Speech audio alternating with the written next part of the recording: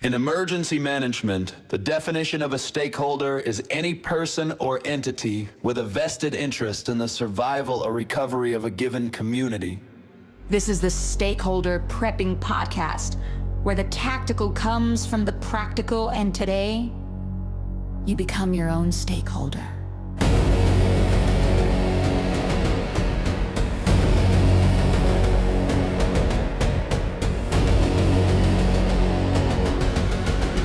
Here are your hosts, Chris and AC. Wait, are we live? Was that our new music? That's the new intro right there, yeah. Oh, welcome back to Stakeholder Prepping, where you are the stakeholder in your own survival. You just heard our brand new intro music.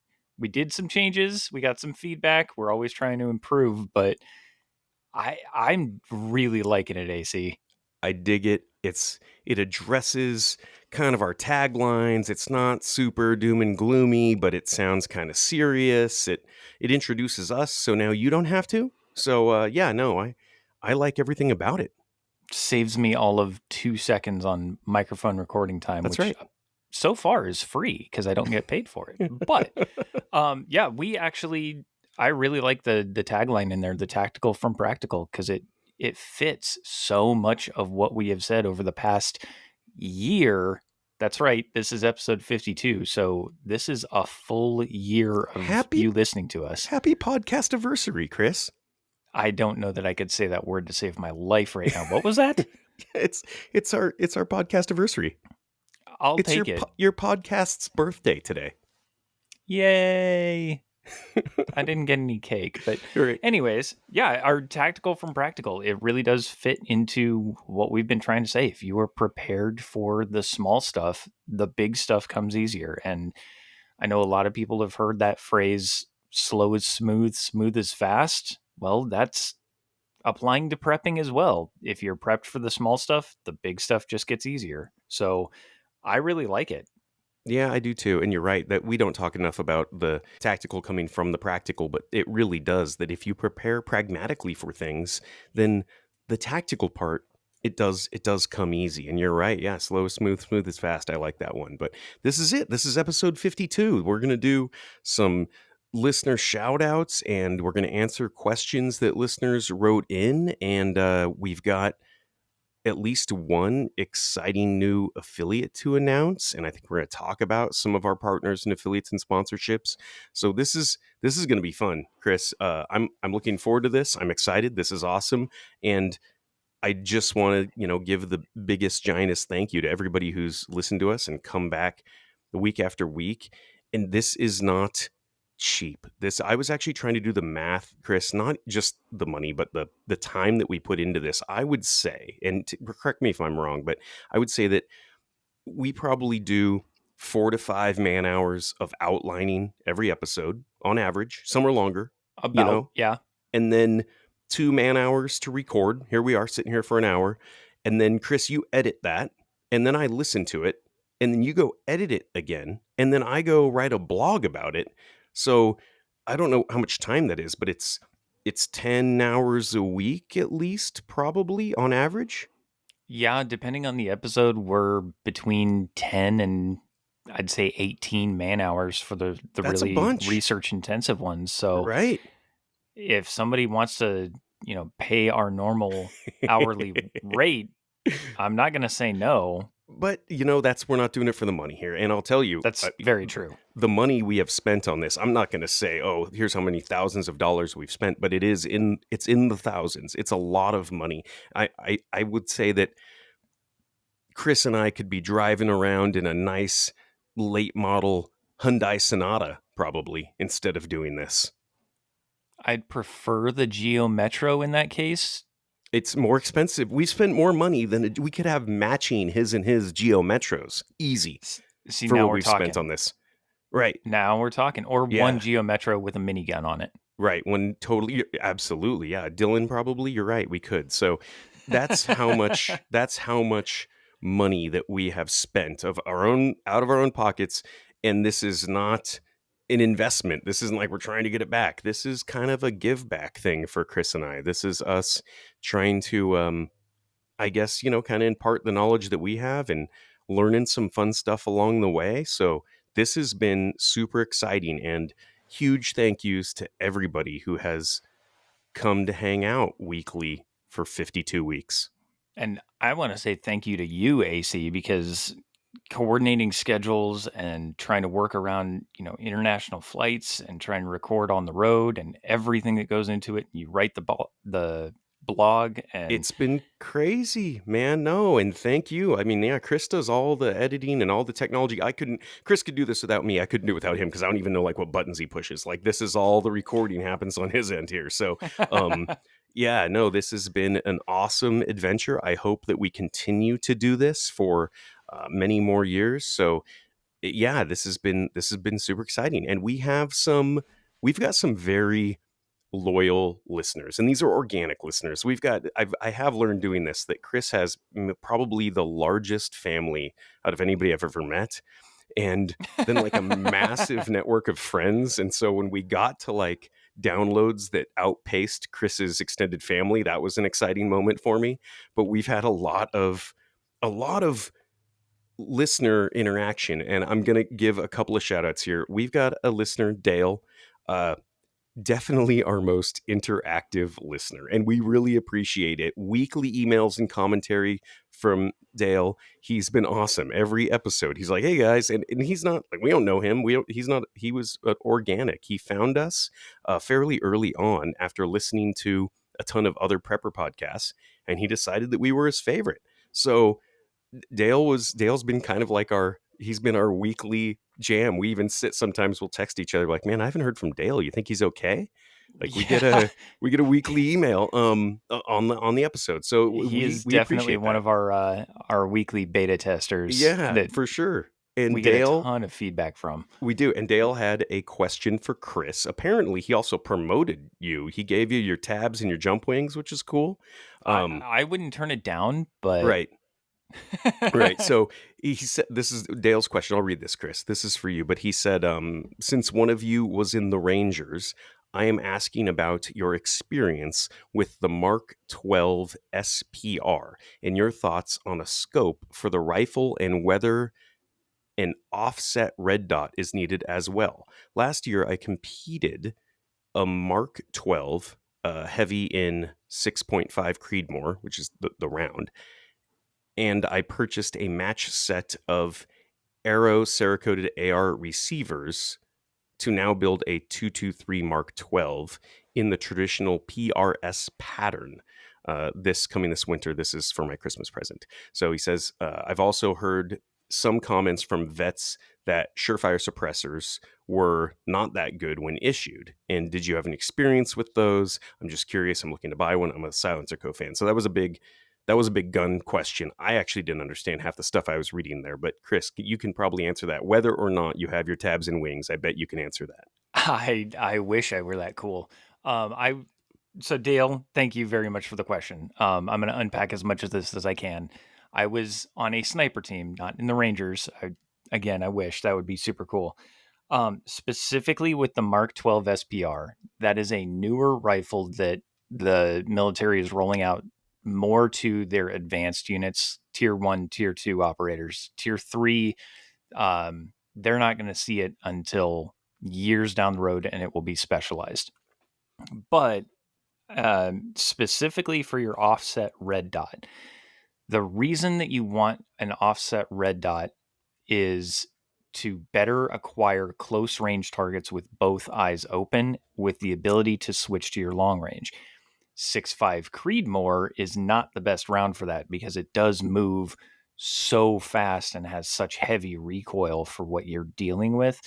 That offset or the 45 degree or canted red dot or even canted iron sights are just designed as a backup sight and close operations. So if you're using a 6.5 Creedmoor in a CQB or close quarters battle environment, something has gone terribly wrong way before then.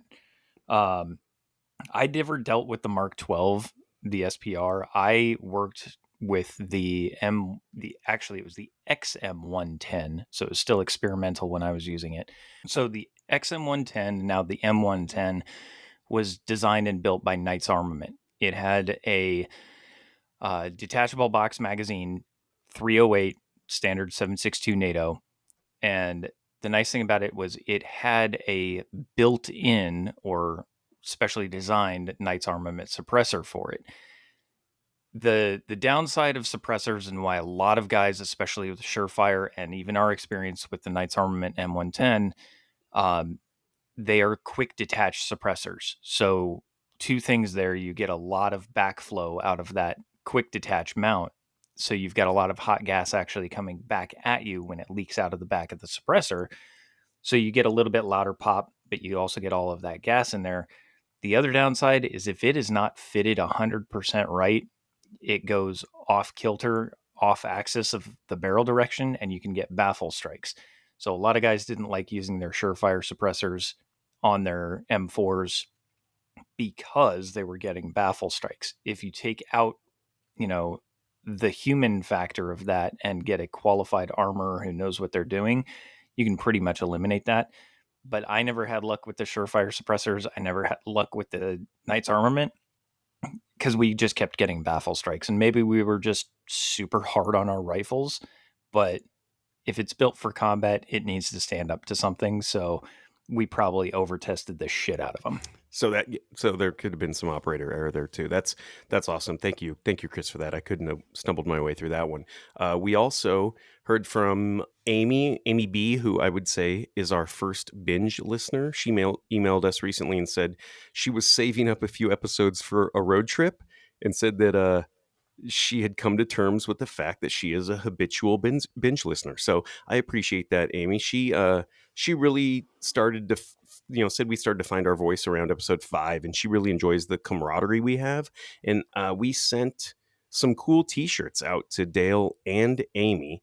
I made about 10 t-shirts, I think, and they were very expensive t-shirts. And I gave them out to friends and family, gave a couple to Chris, and, some of our just, friends that had been big fans of the show. I had one left, and it was the same one I had, like it was a large and gray. And so I put it on eBay, and it was a lot of money because they were expensive for us to make. We still lost money trying to sell it. But Matt in Arizona scooped it up, and I don't know who Matt, I don't know where he came from. Very organic. And speaking of binge listening, Matt sent us an email, or he actually sent us an email through the eBay system when he bought it.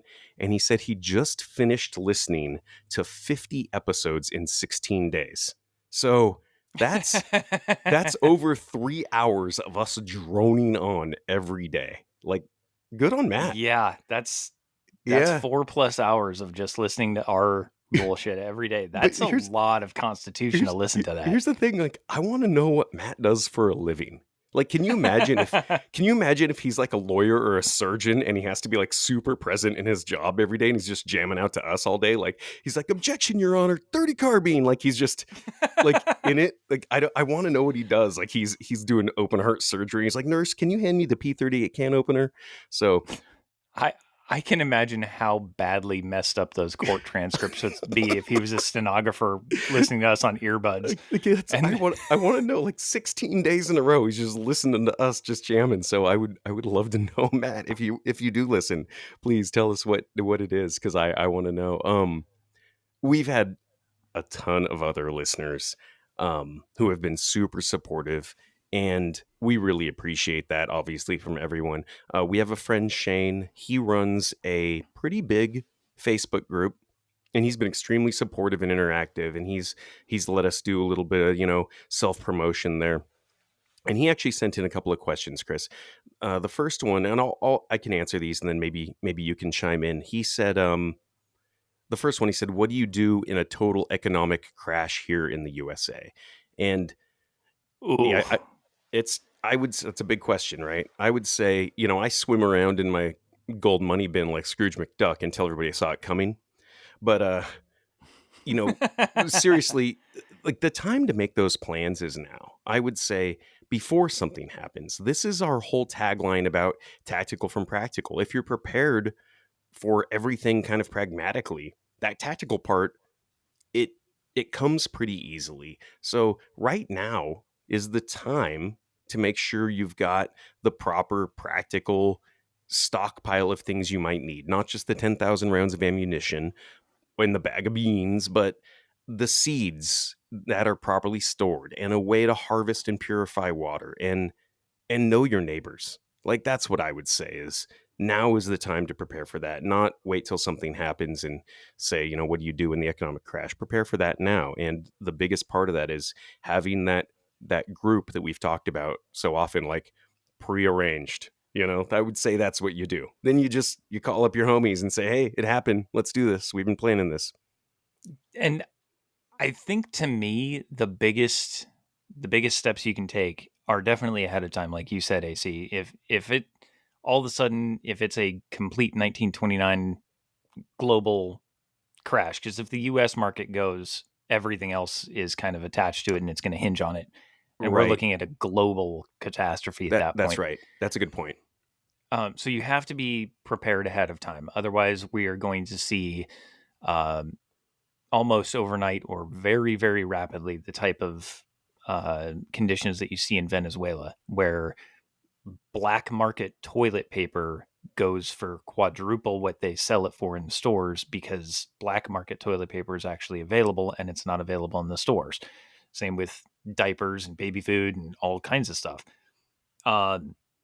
But I would say, as part of those preps, and as you're starting to look around and see things going on and understand what your warning signs are, understand how uh, the market works and what it does, you can kind of start to see vague patterns in it. The US stock market has not been around that long, but if you're looking at some of the patterns, we're in several of them right now. And one of the things I would say add to your preps is your books. Build your library. Oh, that's good. Because you can get away with a little bit of leeway on, you know, growing crops or water purification or things like that if you have it in your storage preps. But once you pull it out of long-term storage and start using it, you need to have a way to replenish it, and understanding how to build a pump, how to build a water filtration system, how to build even a still. I mean, what is alcohol going to go for during the apocalypse? Moonshine is Sure. going to run 90-30 carbine bullets a shot. Sure, that's a really good point. And I would add to that a little bit that if you're someone who's very stock market heavy right now, or very cash heavy, maybe it's time to start thinking about other things, land and precious metals. I don't know, other things you can do. And like you said, Chris, buying the stuff, buying the books, spend some of that money if you're someone who's very cash heavy. And I think this next question he had is actually going to align with your last answer too. He said, so since one of ours was hit by the Russians, I think he's talking about that US owned factory in Ukraine, probably. He says, what do you do when World War III starts here at home? And, World War III at home is interesting. That is a wild card. And I'd say the biggest wild card is where the nukes are going to hit, because I'm lucky enough to live somewhere without a ton of strategic importance. So I personally am not really preparing for a nuclear bomb in my backyard. I'm just not, because it in my risk matrix, I don't live somewhere that it would make sense to blow up. Uh, but everything else, I pretty much kind of have here. I'm sort of ready. What are those big six? The food, water, shelter, warmth, protection, sanitation. Those things I'm kind of handled. And then the other big one is your physical and mental health. I think those are all the things to prep for now. So I hate to sound over prepared, but I guess I am ready because I'm thinking about all seven of those things. I don't know. What do you think, Chris? So I wish I'd lived in a place that wasn't as target rich as where I do, but living in the southern Tennessee Valley, Memphis is not that far away. Memphis is a massive target for ICBMs, strictly based on its proximity to the Mississippi. And if you can shut off the water flow to the Mississippi, you affect everything downstream. It's a major hub. I mean, Memphis is a very large city. I'm fortunate enough. I know we talked about it on a previous episode, the nuke map. So I did look up what some common nuclear missiles would do if they hit Memphis. Yeah, sure. Fortunately, I'm outside of the blast zone. Depends on the size of the nuke, whether I'm in the radiation path or not. But if it's a nuke that hits, if it's actual World War III with other countries launching their assets towards us and intending to cause harm, then it's going to be, if I survive, great. I've got everything I need to keep going. If I don't, okay, well, not much preparation for that, right? I don't know that I can survive a 20 megaton nuclear blast. Yeah. I'm not that bulletproof. But you bring up World War III and what it would look like on U.S. soil. That brings up more questions for me, because is it World War III that was started by another nation state or started by a bad actor, or was it a civil war that is causing World War III? Because again, NATO relies so much on the United States. If the United States falls into civil war, NATO is likely going to follow suit. So then you get exchanges and countries trying to take over territory to reflect power that they don't actually have. So if the US goes into a state of civil war, World War III is not far behind, but there are threats from every direction when you look at it that way. Yeah, that's a good answer. I think he was specifically talking about like if the Russians attacked the U.S. and or we counterattacked or something. But you're right, NATO's kind of a wild card too. They kind of have to have our back if something crazy happens. So that's a good question. And I owe Shane something cool because he's also very supportive and he interacts with us a lot, and I appreciate that. So Shane, yeah, verify your address with us. I'll send you something cool. And our friend Paul, who drives a truck, he's a listener of the show, and he sends us a lot of feedback, and we appreciate it.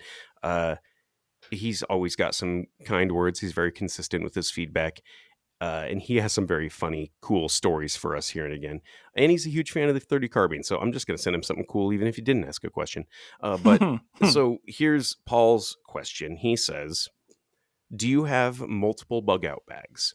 I mean, if it's natural disaster, you might be good with a 3-day bug out bag with gear. But if it's something different, is it more of a long-term bug out bag, maybe a bigger bug out bag with more stuff? Or what about the get home bag? I drive truck and it could be several hundred, if not further miles away. My get home bag is pretty extensive. It's actually more like 3 bags, 2 shoulder slings, and a 45-liter backpack. Maybe a topic to address." So that's actually a really good question, Paul. I love that question. It's a great question for people that need to bug out or get home, and it's far. That's different. So Paul, that's a great topic. For me, I'm not bugging out. I'm not taking my own advice. I'm going to die right here because I'm stubborn. But seriously, my bug out probably involves my camp trailer, so it's pretty stocked and I can load it pretty haphazardly. Like if I need to go and bug out, I can basically just throw random bags of beans and bullets in the dog in the back of the camp trailer, and I don't need to think about it too much because I have a lot of room. But I am in a similar situation with my get home bag. I travel a ton, mostly by air, but I do drive sometimes, and I do drive far away like you. I'm gone. So I went as minimalist as I could, and we should post maybe like a teardown video. It'd be cool to kind of see what I do with my gear because it is very thought out.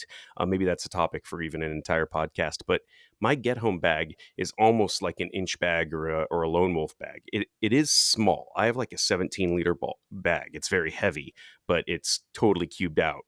I'm a huge fan of Maxpedition. I have not been able to break their bags. We're not endorsed by them. I've never got anything free from them, but I've put millions of miles on their bags and I can't even break a zipper. So I have a Maxpedition 17-liter. And then to save space, my first aid bag is actually separate in the back of the vehicle, because the way I look at it is my chances of needing that on the road are far more likely. And so if I happen upon a car accident or something like that, I can just grab my big first aid bag, and then people aren't seeing my preps and my Glock and all that kind of stuff. So it's a very well stocked trauma bag. I got some great info from Charlie when we had him on, and it's got some Molly straps and a carry strap.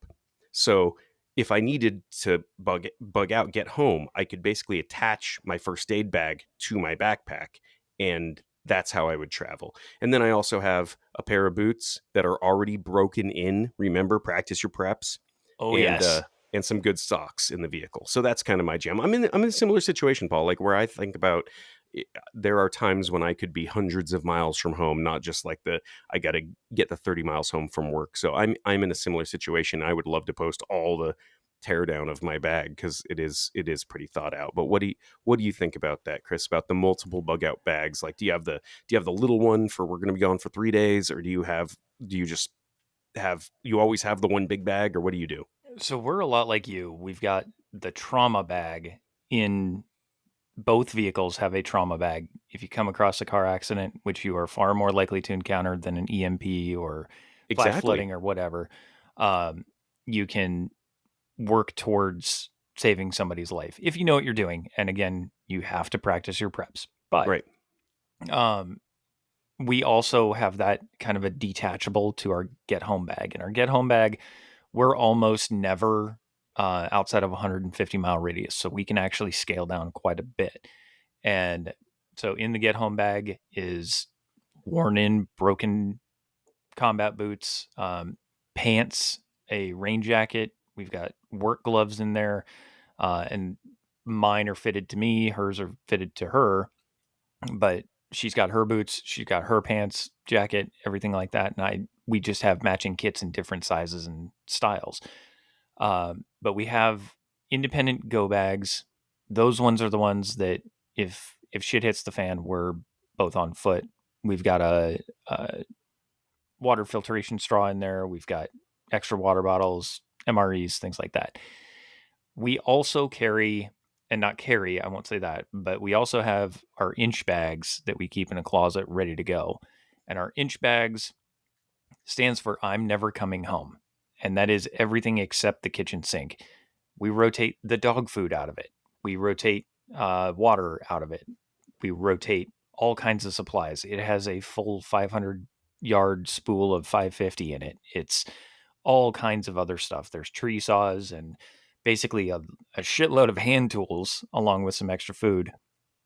And then in the garage, we actually have a stack of crates that are ready to go. They're pre-labeled. We have a full pack list. And I want to say that that's 2 columns and 6 pages long of where everything is in which box, and it's all organized. But that's got everything from chem lights to pack away seeds to extra water filtration, defensive, keep a complete Molly system set up, chest rig in there. So there's pouches that can be rearranged and all sorts of stuff. But we timed ourselves when we were putting it together, and even with stacking all 4 boxes, getting all the dogs loaded up into the truck and ourselves with the inch bags and ready to go, we're still looking at under 20 minutes. So it really comes down to practice the preps, make sure that you can get what you need in there. And then if you're taking extra, yeah, you're going to burn some extra fuel, but is it better to have it and not need it, or need it and not have it? Yeah, that's a good call, and that's a really good question, Paul. So, yeah, Paul, send us an email with your address. I'm going to send you something too. And then we have, I think we've mentioned him once before. We have a listener, William, who is a veterinarian, and he's been nice enough to answer some of our pet specific questions. We asked him about the Red Cross app for pets. We probably should have done it before we talked about the app, but he kind of gave it a B plus. He said it really to me, I think, sounded more like he had issues with the typical big government silly apps that, like, they probably spent $1 billion on it and there's still like some blank spots and stuff. But William also emailed us in a question. He said that fitness is one of the major areas he's working on. So good for you, man. And he wanted to know what we do to stay in shape. Fitness is so incredibly important, and we haven't even really talked about that. So that's a great question, William. And I'm going to go a bit on a tangent, but it has a lot to do with your mission. I can tell you personally what I do, and I've talked to a lot of fitness trainers and experts. And your workout really has to do a lot with the mission. Are you trying to lose weight? Are you trying to build stamina? Are you trying to build muscle? Trying to do all three. So regardless, I'm going to say this, Chris, I hope you agree, but so much of just staying in shape is really diet based. You've heard that whole thing about buying your groceries from the perimeter of the store. Like, that's so true. And if you can, growing your own produce or going to this farmer's market, it's huge, man, because it seems silly, but and I know saying, hey, grow your own food is kind of dumb to somebody with a full-time job, but the reason that I say grow your own food if you can, or just supplement that food. Don't grow all your own Hmm. food, but man, if you can just grow your own tomatoes and supplement that. And the Oh, they're reason so that tasty. but it's just so good for you. The reason is that, vegetables from the store, they prioritize the maximum amount of product, not nutrition. And tomato is just a great example because it's one of those fruits that vegetables, whatever, doesn't have to ripen on the vine. So they're harvested green when you buy them at the store versus your backyard tomatoes that are harvested like when they're ripe. And they're pesticide free and they're not raised in questionable soil. And you can ask Chris about gong farmers sometimes, but that still kind of happens some places. So way higher levels of lycopene and vitamin C and antioxidants. And if you're a dude, lycopene is very good for you if you don't like the butt doctor. So, um, and I know I'm kind of going off on tangent, but nutrition is one of the biggest things that you just got to watch. The other thing is alcohol. If you're somebody that doesn't drink, you're step ahead already. Good on you.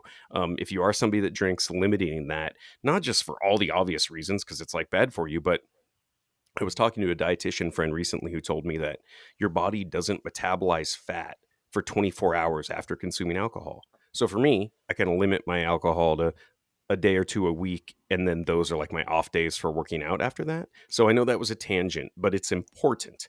As for the working out, my world is crazy and I travel a ton and I'm very yo-yo-y with my workouts. So I try to run once a week, not far, like a 5K with the dog. It ends up being a kind of run walk. I personally don't think that running like long distances is super good for you. If you're trying to cut weight and you're trying to get the heart rate up a lot, I'd say bicycle way better. It's low impact. For me, I do the run kind of once a week, and then I do a lot of body weight exercises because I can do those sort of wherever. And I try to do that like 4 days a week. I did that before we started recording today, where kind of the push-ups, pull-ups, sit-ups, chin-ups, nothing crazy. But that's kind of my thing. Do that 4 days a week, and I don't spend a lot of time on it. And you just really notice a difference if you're consistent with it. And then I ruin it with travel. And then, I come home and Start all over again. start all over again. And so, yeah. And so I would say my one thing is, man, if you can work out outside, that's my jam, like versus going to a smelly, sweaty, stinky gym. If you could do that outside. But when I am on the kick and I can stay home and work out, I can get in pretty decent shape um, with that kind of regimen. It's nothing crazy, but it works for me. And see, to me, a lot of working out is also based on your current lifestyle and honestly what Right. your profession is. I was in a lot better shape when I was in the army. I'm not going to lie, because we were Sure. doing 5 miles a day every morning, and yeah, it takes a toll on your knees. Every time I stand up, you can hear them pop. But um, my workout, I try to, because I do work a rather sedentary job. I'm sitting at a computer all day. I got one of the sit stand desks. We Between my wife and I, we share a treadmill, one of those little under desk walking ones. Um, but every time you get up from your desk, knock out 10 push-ups and 10 squats, then go to the bathroom if you can make it that long. Or when you're coming back from the bathroom, knock out your 10 push-ups and 10 squats. Do things around the house like mow the lawn yourself. Don't hire a company to do it. And one, you're going to take pride in it, but two, pushing around that mower will start to tone your legs, tone your arms, things like that. You can go to a tire shop, just a local tire shop, and buy one of their absolutely destroyed, worn out old truck tires. Grab that and a $15 sledgehammer from Home Depot or Lowe's and just lay it out in the backyard, do some tire flips and some hammer strikes, and then roll it to the other side of the yard and do some hammer flips and tire strikes, or whatever you want to call them. You're creating the muscle memory and building the stamina and the strength at the same time. So you're not going to be big, huge gym muscle guy, but you're going to be tone. Right. And in my opinion, that's what's going to count more if shit hits the fan. 100%. The other part of it is trying to walk, and my knees do hurt, but trying to walk with the dogs every day, at least when it's cool enough out. We try to take longer weekend trips and go to one of the national parks or one of the state or local parks and just go out with the dogs, take a longer walk. And then rather than running a long distance, I would say walk your long distance, maybe with some weight on, so that you kind of build up the hip flexor muscles to accommodate for more weight. If you're looking for speed, go into the backyard and do shuttle sprints. Because when are you going to be sprinting in the apocalypse? You're just calling all kinds of attention to yourself. It's going to be a super short range thing. You're probably looking for cover, or you're looking to extricate somebody from the tractor that just flipped over. So the short range sprints and the long range walking is going to be more well-rounded and better toned than if you're running 5 to 10 miles a day. It's going to take a little longer to work off, the belly pooch, but that's all on you. And, how much do you have to work out? What's your target weight? What's your target BMI? Are you looking at strength and gym muscles? Or are you looking at the well-toned farmer muscles that can get shit done? Right, that's it. And I like kind of what you're talking about is you're keeping that metabolism and that heart rate up all day, because rather than sitting around and then after work going and working out, you're like, I'm gonna work out, squeeze in my 10 minutes here and there. That's so incredibly valuable, especially as we get older, to keep up the heart rate and keep up the metabolism. So that's actually you're absolutely doing it right. And yeah, William, thank you for that. And William is actually kind of new to prepping. And so I built him like the stakeholder prepping little, like a pocket EDC kit with a couple of really cool Grim cards. The Dr. Timogen Tan Grim card. He's from season 9 of Alone. He's the guy who founded Survival Doctors, and it's kind of a sort of a medically centric Grim card. He's got a badass signature card. It's a very cool signature card. And then there's a self-defense card I like in there. That's kind of like the spear that can also put your finger through it, and it's kind of like that punching patty cat tool. So and I put that in with it's maybe $50 or $60 for the Grim stuff, and then all of the stakeholder prepping stuff in a little Grim tin. So I'm going to send that out to William, because I think that's something that he will benefit from. So we're going to send you something cool. But thank you for that, William. That's awesome. And then we had Cray write in, and I'm assuming that's how you pronounce it, Crae. I think it's Cray. I apologize if that's not how you pronounce it.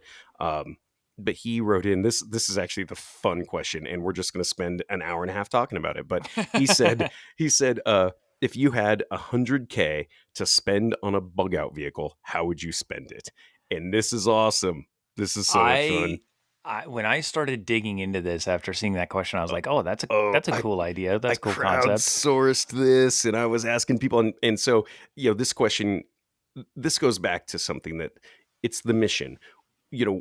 Where do you need to go, and how long do you need to live out of that vehicle when you get there, and how much stuff and people do you need to bring? So I think my bug out vehicle and Chris's bug out vehicle might be totally different, because it's a different mission. But I did crowdsource the shit out of this, and I got about as many options as you can imagine. But here's where I'm going. I'll give you my bullets, Chris, and then you jump in, okay? I'm curious to hear this, because we have not discussed this. We have not discussed this. So here's where I'm going. I spent a lot of time thinking diesel versus gas, and I think there's a lot of reasons for both. I'm going to go diesel, and I'll defend my answer in a little bit. I'm going pre-computer, but we're fully rebuilt, right? So I'm going old, but we're going to fully rebuild this thing. I'm going gray man. A lot of people are like MRAP, Mercedes, Sprinter van, deuce and a half. And man, that's like just driving around with like an apocalyptic bullseye. So that's not what I'm doing. For my mission, I think there is a lot of utility in being able to access the back of the vehicle without getting out of the vehicle. This is good if you need to start the motor in a hurry. If you're sleeping in the back, you don't need to like get out of the truck or something. So here's what I'm going to say. I'm going to say this is obviously fully rebuilt, right? So we've got money. The Ford Econoline van, 1980s conversion 4x4, something that in its previous life may have said like free candy on the side. And but we've got money. I'm fully rebuilding this thing, like the Econoline conversion 4x4 van, and I'm going with in the mid 80s, I think 80 to 83 or something, they did, or maybe it's 83 to 87, I think that's when it was. They did a 6.9 liter international diesel engine, and this thing, it's just before the Power Stroke, so it lacks the Power Stroke turbo, but it's simple. It won't fail you. It won't leave your side. It is the golden retriever of engines. So that 6.9 diesel international, and it was kind of before the Power Stroke fad. But I'm thinking that in that Econoline, again, fully rebuilt. We've got the budget to do this. That motor is bulletproof, and with the diesel, you can find it anywhere. That's why I went with this. If you're out in the middle of farm country and you see a John Deere tractor, you can put that in that motor.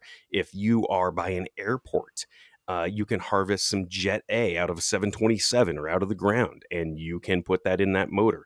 In Chris's world, it's JP8. In the Navy, it's JP5. You can find that anywhere, and you can run it in that motor. Now, I'm not going to go into the weeds as far as the accessories, but I would do like a solar on top with a couple of big 48 volt Simplify lithium batteries that you could do anything with. A couple of big Simplifies. They're like I think it's like a 100 amp hour, 48 volt, 52 volt battery. With those, you could actually run like a water maker. You could even run a stove or a heater, a mini heat pump. So rather than a generator, I'm going like a solar battery kit when you get there. And then maybe if we got some money left over, I'm going like an armor kit from our friends at Hardwire, maybe like bulletproof that thing from the inside. So the outside is still very gray, man. The outside is still very, free candy. But on the inside, this thing is, loaded. So my mission is probably get more than a tank of gas away from a city, and then maybe possibly live partially out of it, like either at my bug out location or like at a friend's property. So that's kind of where I went with that Ford old school 80s van, bulletproof motor, obviously all fully rebuilt and restored because we have the budget to do that. Gray man on the outside, and then just, totally utilitarian on the inside. What are you thinking, Chris?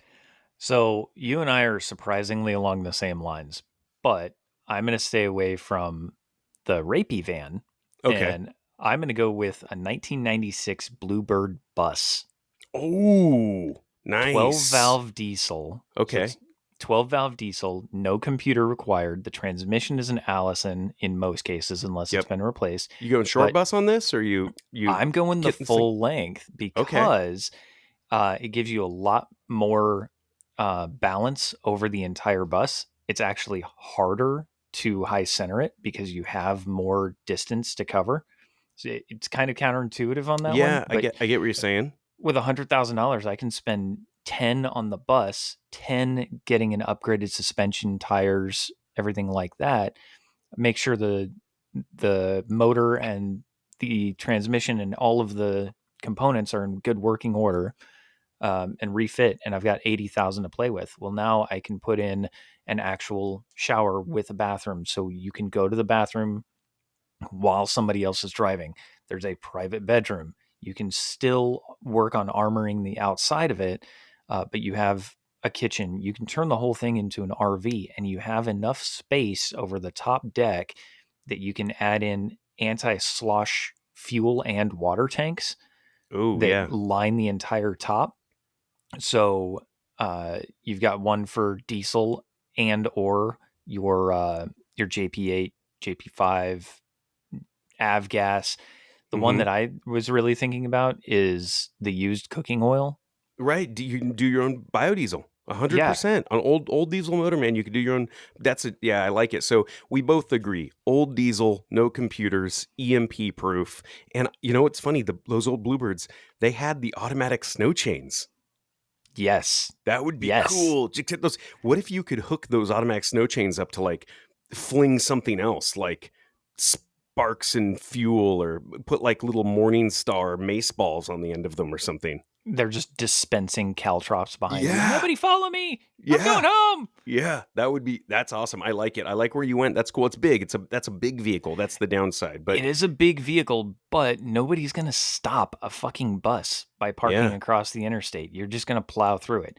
right. Yes, the front of it is probably going to need some armor, You're gonna need a big if not a Bambi push bumper on wedge. that thing. Yeah, Yes, for sure. Yeah, that would be part of my kind of retrofit. But yep. how much storage capacity do you have up on top of that if you've got racks? All of it, all of it. In fact, there's a lot of places out in the Pacific Northwest in the desert where they do guided hunts where they hunt from the top of a school bus. They literally put like a double decker thing on it, and those roofs are pretty bulletproof. And yeah, I like that because you're basically building out a Class A motorhome, but from the outside in. So it just doesn't look like it. Bingo. And yeah, Yeah. sure, you're stuck going into McDonald's instead of going through the drive-through because of the height requirement. But is McDonald's going to be open if you really have to use this thing? No, you're just going to go in and steal their fry-later oil and keep driving. Precisely. You're I, just getting more fuel. I like it. The Bluebird. I want to look into that. Yeah, that's cool. Like look into the good motor trans combos there. That's cool. So we've also got Lisa. She's out there. She comments on our stuff on the socials like it's her job. I appreciate you so much. And our friend Forrest sent a handful of questions in. He helped us out. He was our guest. He's done some videos for us. He sent a handful of questions in. Chris, do you want to pick one of Forrest's questions? We're just going to talk all day if we go through everything, but pick one. Yeah, I think I really like what topic do you most want to super deep dive into, either that's been covered or not touched yet? I really like that question because Sure. my brain is like a bag of cats in a hurricane. There's Mhm. always something screeching. I don't know which tab is playing music, and I can't figure out which way is left or right. But I think with so much going on in the world today, the topics that I would kind of like to cover are one, IR versus FLIR versus night vision versus thermal, and break out that whole debate in one shot. I would love to get myself a nice pair of quads. That is not in the budget. But I think the other one would be kind of some of the government conspiracy theories that we've seen.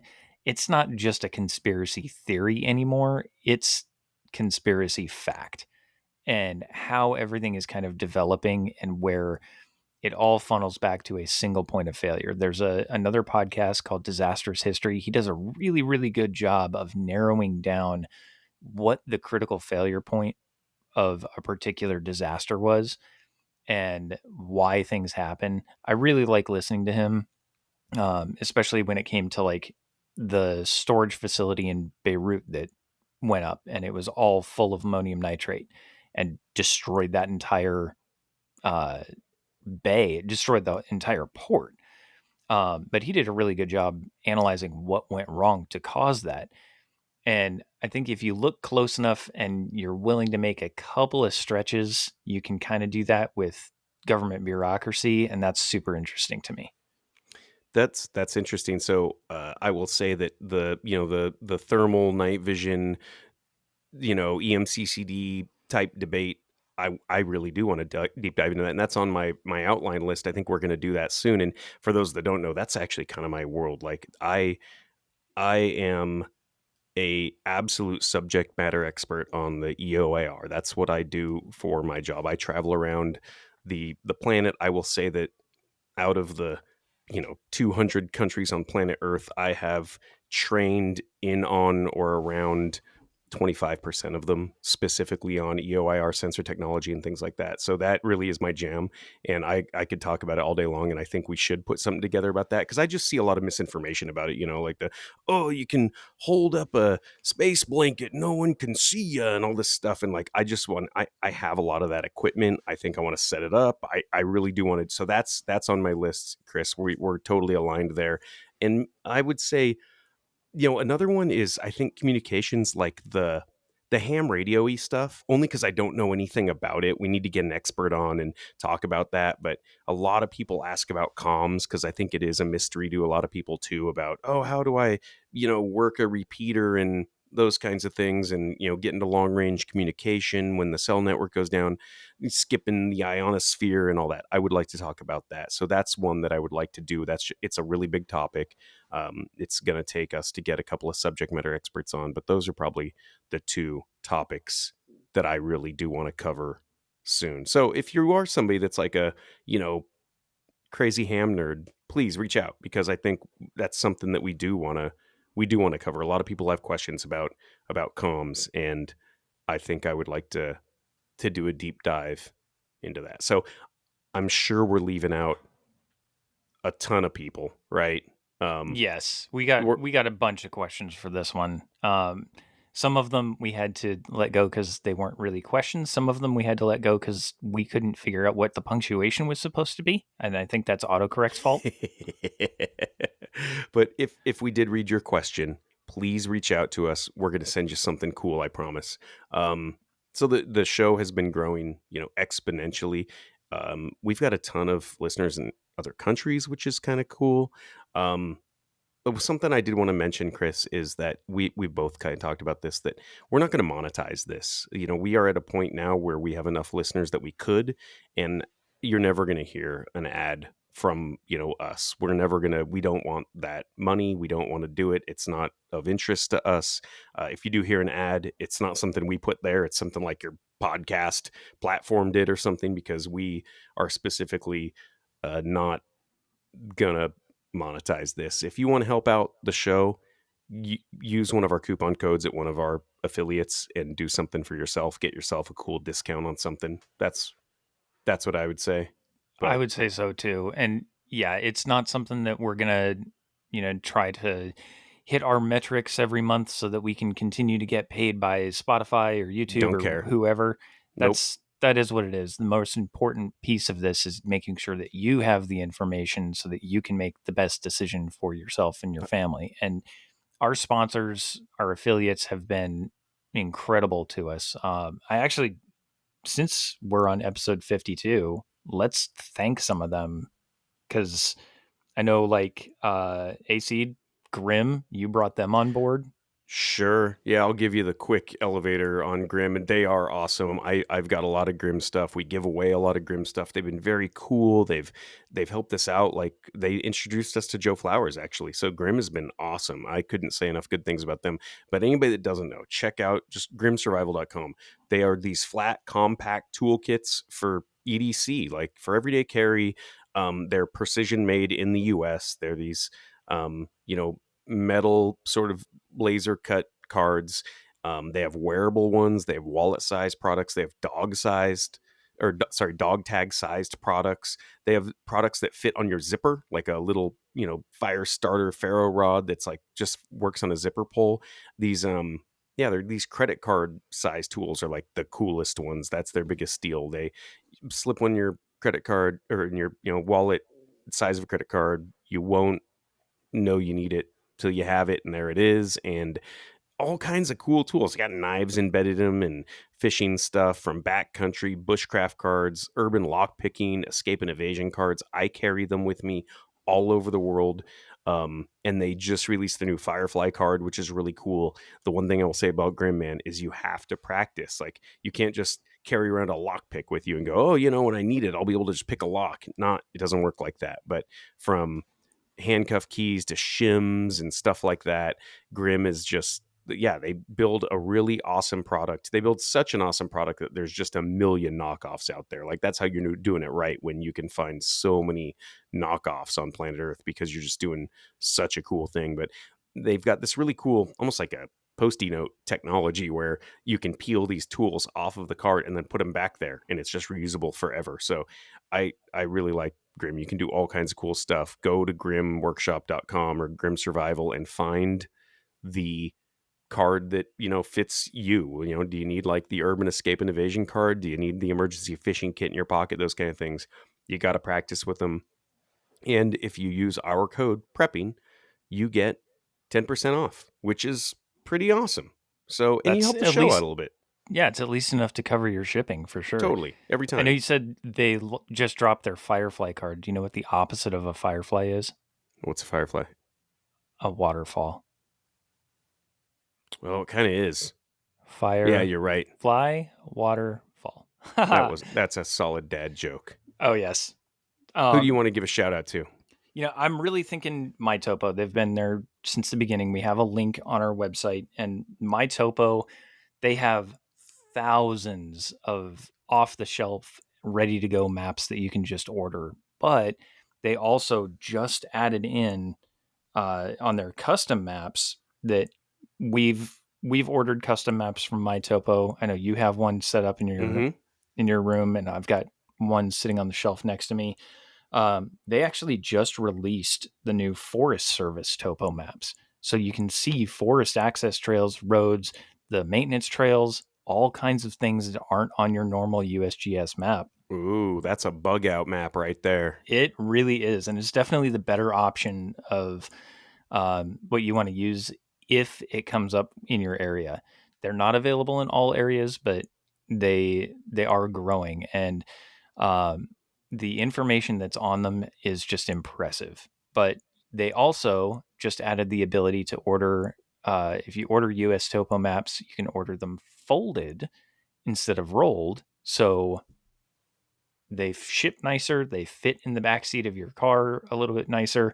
You don't have to worry about creases and things like that because they're already built in, and it's all waterproof material. So they are really, really high quality maps. I really like them. I'm going to continue to order from MyTopo, and the link that's on our website, there is no discount code for MyTopo, but that link, you can get directly to it. And if you are looking at getting something for yourself, that does kind of help support the show because we do have a small affiliate with them. Yeah, right. Good call. Overall, they are just phenomenal maps. It's probably the best stuff that I've used, and I've used a lot of maps in the Army. Right, yeah, in your world, you have used a lot of maps. I really like them. They're awesome. Yeah, check out MyTopo. Go to our website and click on our link and check them out. It's just good to have a map, and you're going to spend $20 and have a map of where you are and where you're going. And if you plan on bugging out, just know that your cell phone might not work, and a map is always going to work. So have the map. I want to give a shout out as well to Off the Grid Concepts. Off the Grid, they make these custom Kydex holsters for just about everything. I was a customer a long time before they were an affiliate of ours. They've done some custom knife sheaths for me out of Kydex as well. So where I had to send in my knife, and they fitted it and had it work. So everything they do is custom.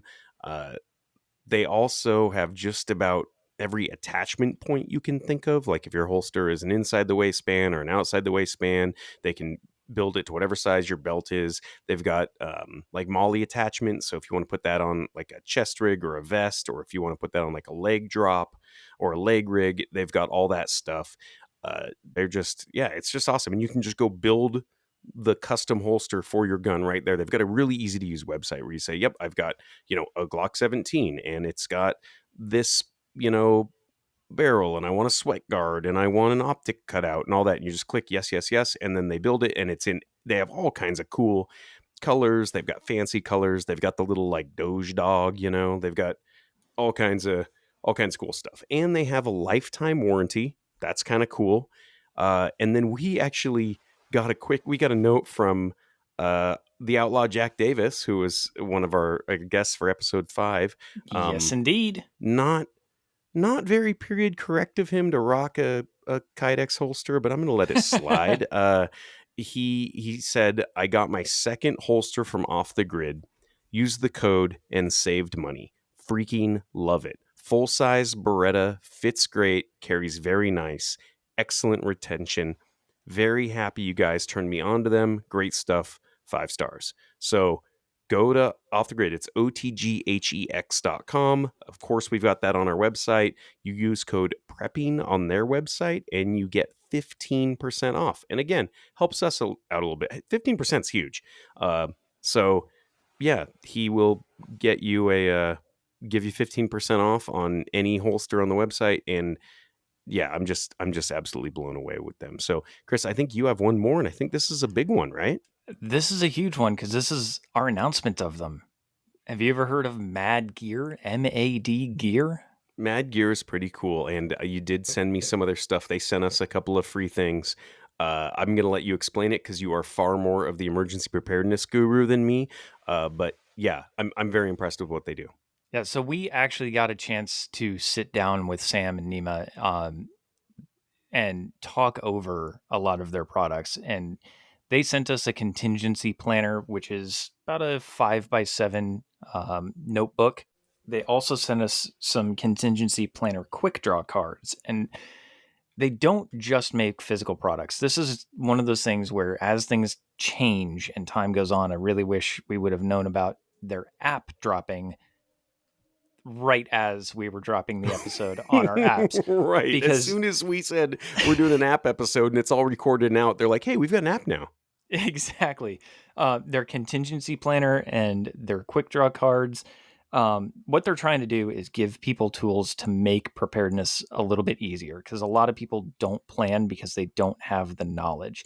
So the contingency planner by Mad Gear, it's a book that has guides to give more structure. They actually used to make these in Sam's basement and don't anymore. Everything is printed on 100% waterproof paper. It is not the Write in the Rain paper, if you're familiar with that. This is actually better quality because pen does stick to it, unlike Write in the Rain. But the really cool thing is they actually came out with a companion app to their contingency planner called Ready Prep. And it's a super cool app. It is a digital format contingency planner just because most people have their phone on them. It is a completely free app. There is a add-on that you can pay for, and you get more access to more features like beaming plans to other devices or people. So if you have it and I have it, I can send you my plans just via Bluetooth or beaming. But the free version, this was super important to us. It will work offline.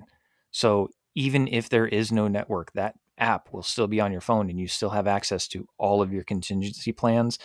It's built entirely in-house. They built it from the ground up themselves. It's phenomenal. And the thing I really like about it is you can download different templates to use and fill in so that if you are more at risk of a hurricane versus a winter storm, they have individualized templates where you can download it, fill it in. How many people do you have? How much food do you have? Where in the country are you? What's your plan? And you actually get kind of experience points for filling these out, which unlocks more rewards for you and you gain more access to it. So completing a plan is 20 points and then practicing a plan is 5 points. So I'm really liking this app. It is our risk matrix put into 5x7 note card planner form and a ready to use app on your phone. And you can build it however you want. The world is your oyster with this one. It is a really phenomenal app. But Mad Gear is actually going to be our newest affiliate. They're coming to the website today, so their link will be live today, and you get 10% off with the code stakeholder. So follow that link, go to madgear.com. You get 10% off your entire order with the code stakeholder, and it really is top-notch quality product. I could dump this thing in the bathtub right now and pick it up and write on it and have no problems. I really do like their gear. Yeah, I really like, one, there's free shit there. So there's no reason to just go not download their app. Go download the free app and see what we're talking about, because we actually have had a lot of listeners reach out because they're overwhelmed with the risk matrix discussion. And I think that when you see what Mad Gear does, it just simplifies that. And I really do like that. And then the other product they have they're less expensive, that sort of is the companion product, is these quick draw cards. And this may seem silly that it's just a little basically note card on a binder ring that you put in your pocket, or the wife puts in her purse, or the kid puts in his backpack. But it's just so insanely important that you can have these things written down. And I'll give you this scenario: is these little quick draw cards, they basically say, what's the condition, what's the definition, and what's the pace model. And it's just sitting there. You wrote it out by hand. You can make your kids write it out by hand, so it's in their handwriting and they know what it is and they know where it is, and it's in their backpack. But there's an earthquake. What do you do? And the kids can pop it out of their backpack and say, the condition is an earthquake. What was the family plan? And it says, here's where we're going to go. Here's where we're going to meet. Here's the radio channel we're on, whatever it is. But the fact that the whole family can just have this contingency card, whatever, in the glove box, but everybody's on the same page, and you don't need to try to remember, what were we going to do in this situation? You write it all out on your little tiny, your little cards there, your little quick draw cards, and everybody knows what you're going to do in any given scenario. So it's just such an easy companion to whatever your risk matrix is. You say, hey, here's the 5 things that are more likely to happen to us as a family. And then everybody writes down what you are going to do when those 5 things happen. And everybody's just on the same page. And you've got a pace model, and it's all there in your waterproof card that, it can't get soiled and it can't get wet. And it's just there. But I think really it's awesome. like the idea about shoving one in your kid's backpack, and if something happens, at least they know where it is. And Right. if they can't understand it, an adult around them, like their teacher, probably can. Right. And you just open up and say, okay, if this thing happened, what are we as a family going to do? And everybody's on the same page. So check out Mad Gear. I think we will have them on. We'll kind of do that advanced risk matrix episode and have them on. But it may seem silly that it's just like, a piece of waterproof paper that you write on. But I'm telling you, it's just so insanely important to make sure that everybody in your group and your family's on the same page. And especially for the non-prepper, just to not freak out and say, what are we going to do in case, this thing happens? And definitely go download the free app. It's free. There's nothing to it. Just go download that and check it out. I could not say that any better. Free is free is free. That is my free. favorite kind of beer. That's right. So, this has been awesome. We went a little long, but it's okay. It's our podcastiversary, man. We get to go a little long on this one. We've had some awesome feedback. We have had some, I will tell you, we've had some, maybe we'll call it a little more negative feedback. There is one that we got that we kind of laughed about, but one of the people, I'm not going to call him out because he probably listens, but one of the biggest prepper podcasts around, like one that's got hundreds and hundreds of episodes, did listen to us and had some critiques of us, and I'll give them to you. The cursing, I don't think we like cuss like sailors, but we do every once in a while drop the occasional F-bomb or something. And he was like, well, no one's going to listen to you. And people, nobody comes for the cursing, but they will leave because of it. And maybe that's a bit valid. I will say a couple of things about that. One, I had a high school English teacher that told me once that the kind of point of language is to get your point across. And if it gets your point across, then you used the right language. So if we're using that inflection because we needed to, then we needed to, and it was necessary for language. Now, the other thing I will say is that the most popular podcast in the world is Joe Rogan, and that dude it's every other word is an F-bomb. So don't tell me that people leave because of that, because I will say that the single most popular podcast in the world is borderline X-rated. So maybe that's not true, but he did give us that feedback. The other feedback he gave us was that our intro sucked. So we fixed that one, tick that box. And then he did say that doing hour-long episodes was silly and nobody's ever going to listen to those because he does 20-minute episodes on the best use of pill bottles. So, we're not going to get there. We got too much good info to give you.